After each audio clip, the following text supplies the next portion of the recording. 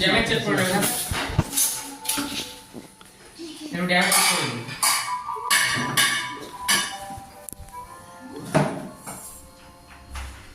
Second time delivery এলো Samsung refrigerator 256 litre.